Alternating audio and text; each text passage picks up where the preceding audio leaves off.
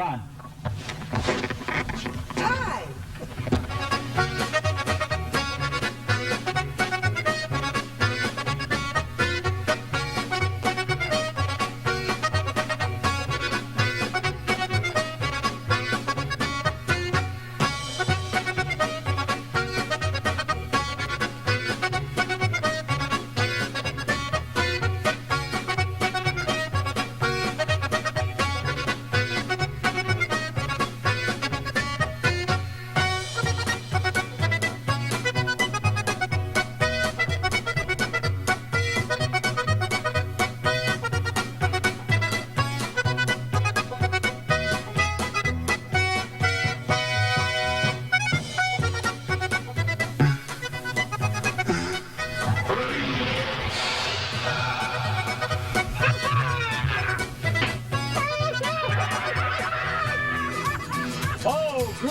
Spring cleaning indeed. Welcome. Come on in.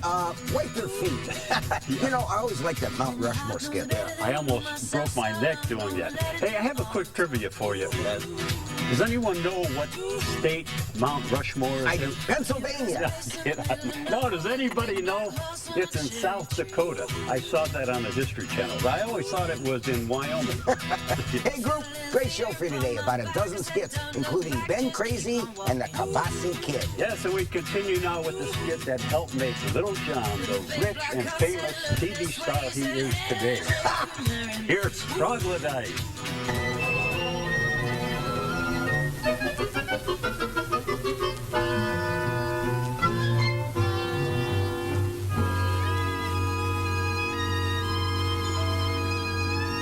What we're gonna do right here is go back, way back into time, when the only people that existed were troglodytes, cavemen, cave women, Neanderthal, troglodytes. Let's take the average caveman at home, listening to his stereo.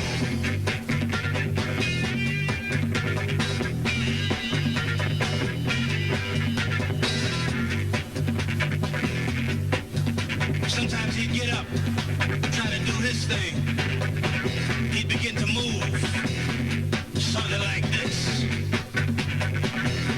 Dance. Dance.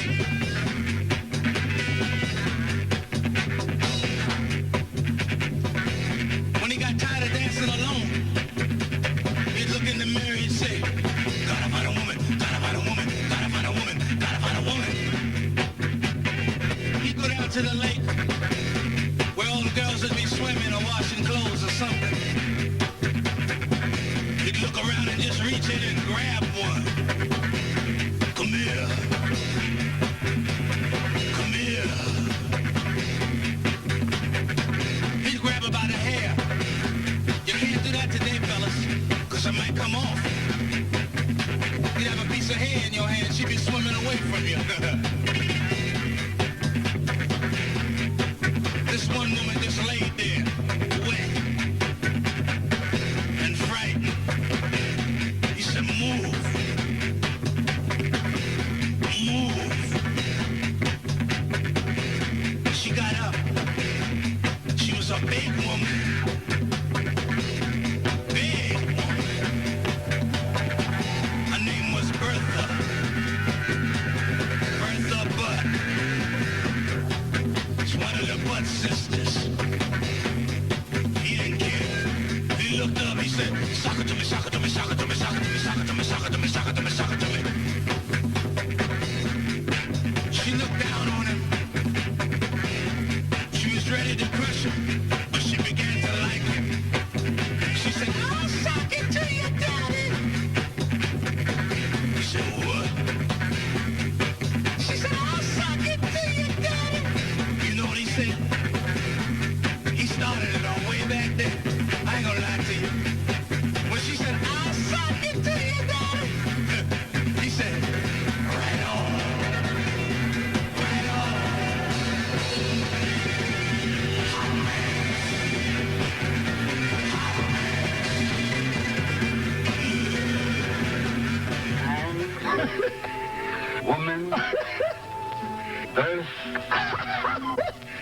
Death. Infinity.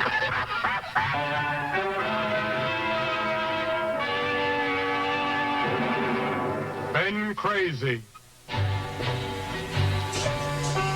Hello, Agnes. You can send in the first patient now, please. Okay, Dr. Crazy. It's a cute little guy named John Rinaldi. Yes, Mr. Rinaldi. Hi. Well, what seems to be the problem? No problem, Doc. I mean, I'm not sick. I'm just tired of looking like this. I want a hair transplant. I'll schedule you for surgery tomorrow morning if that's okay with you. Hey, thanks a lot, Doc. I'll be ready. Okay.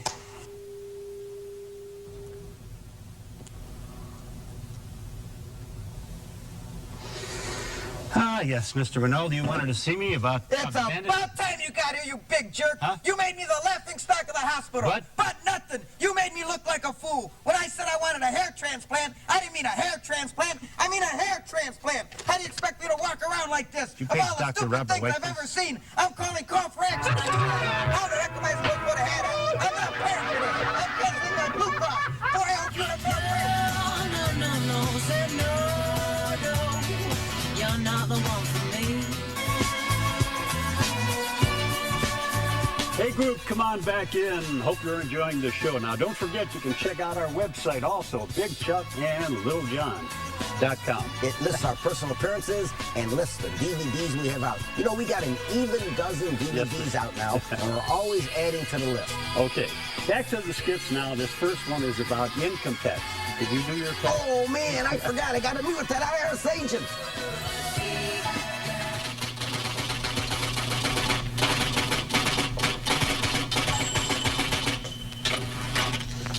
Okay, sir, have a seat. Yeah. You still live at the same address? Yep, Your name is John Anthony Rinaldi, right, and you're a steelworker. right, And last year you made $18,000. correct. Well, Mr. Rinaldi, the reason we called you down here is that last year you also claimed $12,000 for toupees.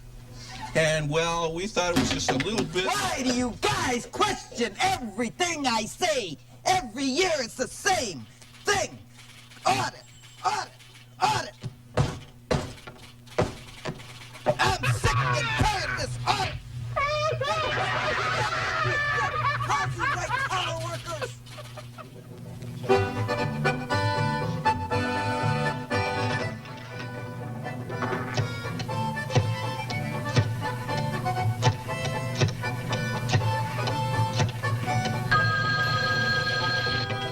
Hello.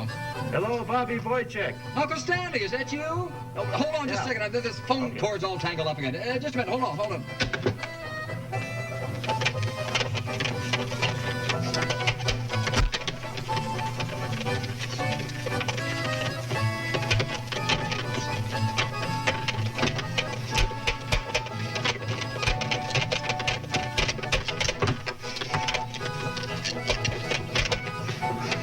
Okay, Uncle Stanley. Hello. Uncle Stanley. You there? Hello? Hello? You are traveling through another dimension. A dimension not of sight and sound, but one of mind. A dimension where stupid things happen to people, but sometimes they're funny. Welcome to the Twilight Place.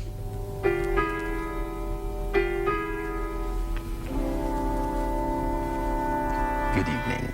Welcome to the Twilight Place. I'm Rodney. Tonight's story deals with a woman who's about to enter a different realm, none of this world. Her desire to be contacted by her husband, which has been dearly departed by the use of spirits. Will she succeed? Only the Twilight Place can answer that.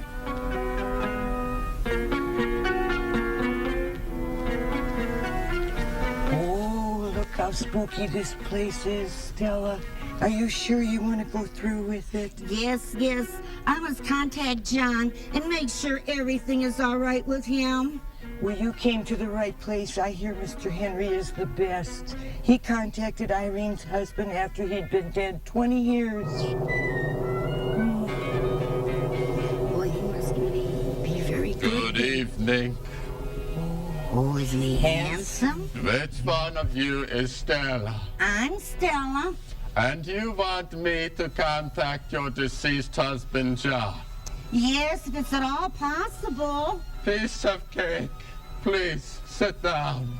The lights will dim. Don't be alarmed. It's very important that we hold hands now. Please concentrate on bringing John's spirit into the room. Hello, John. Hello, John. This is Mr. Henry. Calling the spirit place. Can you hear me, John? Yeah. Oh, my stars. Go ahead, ma'am. You have 3 minutes. John, oh, John, this is Stella. Can you hear me? Yes. How are things going for you? Fine. Are you happy there? Yes. Happier than when we were together? Yes. Oh, what is heaven like, John? Who's in heaven?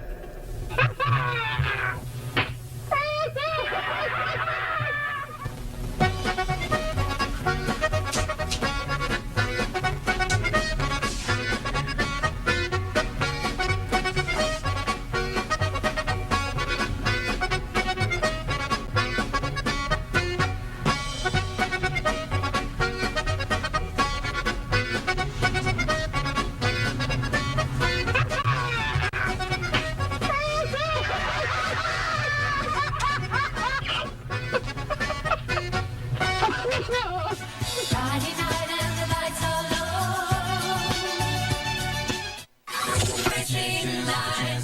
On the outside free. Hey group, welcome back to the fastest half hour in television. That's what people are calling this show. That's right, among other things.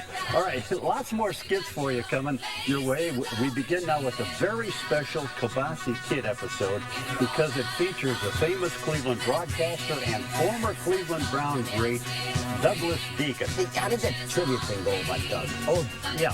Okay, for the first 40 years of the Cleveland Browns history, they only had 3 left tackles. Wow. Isn't that amazing? Lou Groza, Shafrath, and Doug Deacon. And since then, they've had 27. And here's Deke now. Back in the days of the Old West, many men made their mark on this land of ours. But whenever you run across a greasy one, that was the Kielbasy Kid. As we join the kid today, we find him along with Stubby, the sheriff's deputy. Seems the kid is upset about the high cost of getting new shoes for his horse. Let's listen now as the kid says...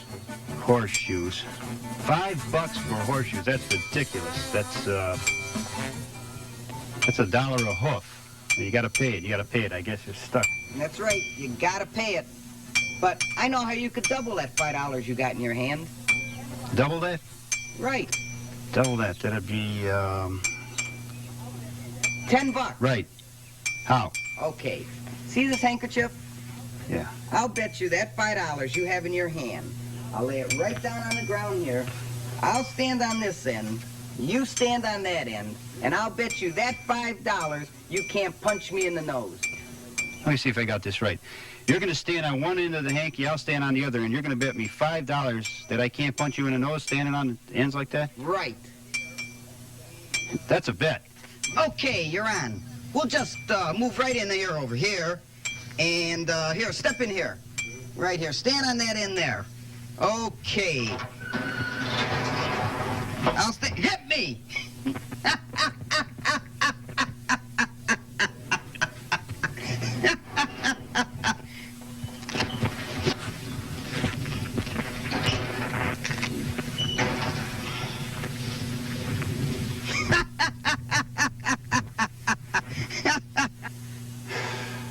Hey, Smitty. How would you like to double that $5 you got there? I'll bet you $5 that if I stand on one end of this handkerchief and you stand on the other, that you won't be able to punch me in the nose. Is that a bet? Bet. Okay, wait a minute. I'm going to put this down right here. Right there. Okay, now you stand on that end. And I am going to stand on the other end. Okay, Smitty, sock it to me.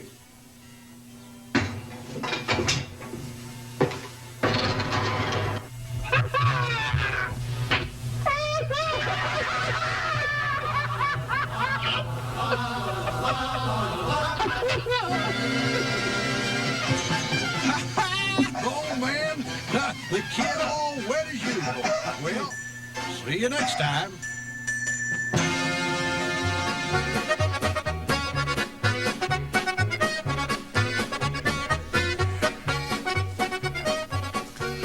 Oh, no, you don't, you lazy stiff. I got Wanda's room all ready for you to wallpaper. Now you get up there and start wallpapering. Their poor room is so shabby, Wanda's ashamed to invite any of her friends over. Don't come down until you got it all done.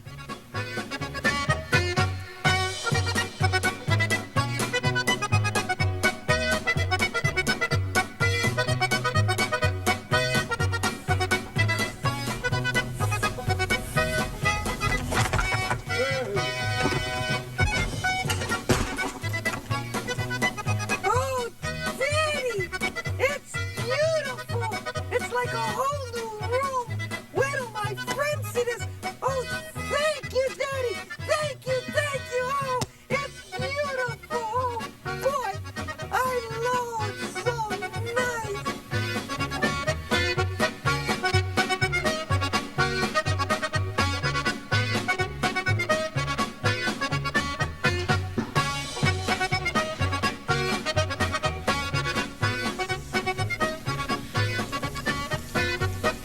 It's about time you finished. It took you long enough. As long as you got that ladder out, I want you to... Where's the ladder? You left the ladder in the other room. What's the matter with you? Can't you do anything right?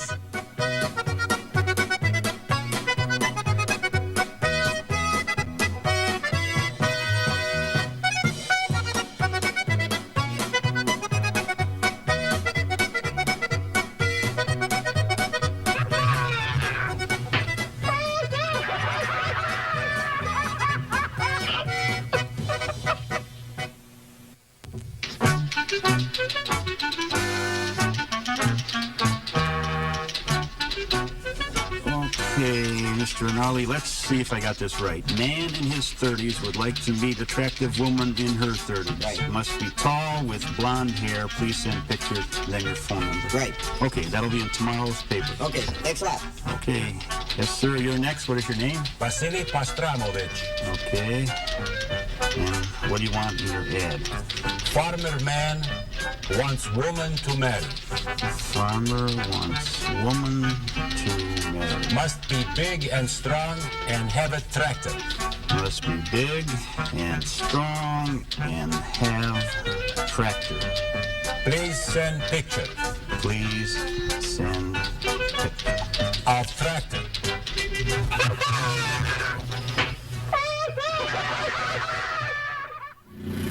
We are living in an age where modern technology allows us to instantly communicate around the world. An information web that gives us insight into the very future of our planet. We are using the same technology to unlock the mysteries of the past. I'm Robert Stosh. Welcome to Unsolved Mysteries.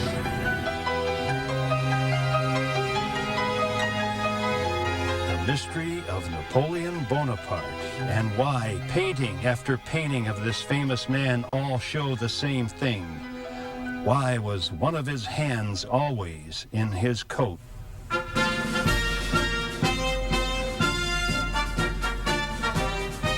Excuse me, Emperor Bonaparte.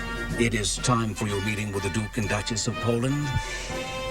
It is very important that that you impress them favorably. Send them in.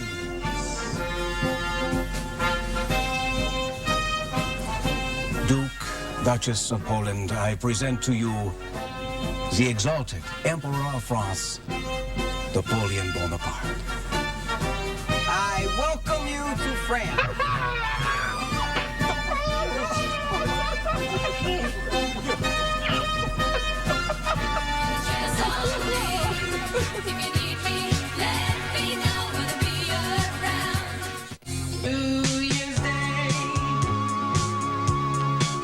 Well, group, hope you enjoyed the show. Time for us to go. That rhymes. And you kids, get outside and play now. Don't watch TV all day, or you'll end up looking like our director, John Ackerman. Yep. That's all he does is watch TV. We'll see you.